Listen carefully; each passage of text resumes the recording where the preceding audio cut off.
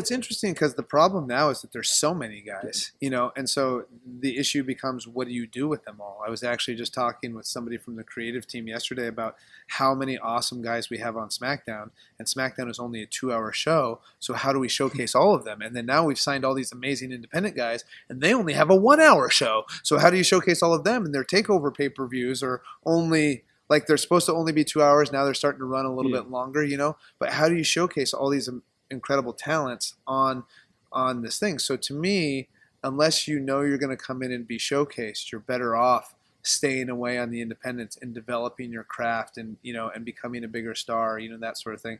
That said, people that I'd really like to, and I want them in WWE purely so I can wrestle them, right? Like, it's not, that's not what I hope for their career, and that's not necessarily what I hope for the industry. But for example, like Kenny Omega, right? I'd love to wrestle him. Zack Sabre Jr. And when I watched Zack Sabre Jr. and I wrestled him, I think it was in 2008, and he was just really starting then. He was he's skinny now, but he was really skinny then.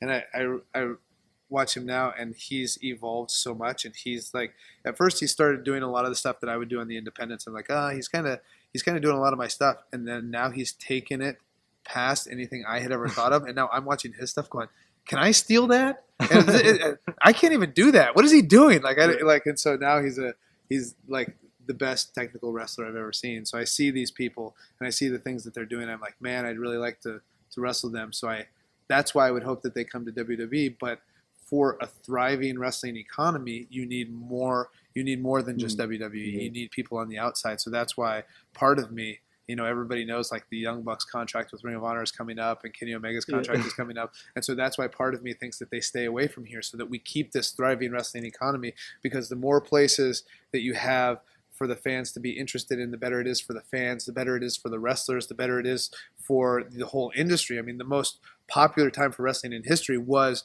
when there were two companies that were competing back and forth, and it was great for the wrestlers, it was great for the fans, and it was great for each individual company. I mean, the wrestling had never been so popular as it was during that era. And so I think there's a real opportunity, and especially with now you can reach fans in a different arena with the internet and all that kind of stuff. And I think that is where I would like to see wrestling as an industry go, is to get a real competition to WWE that makes it better for everybody.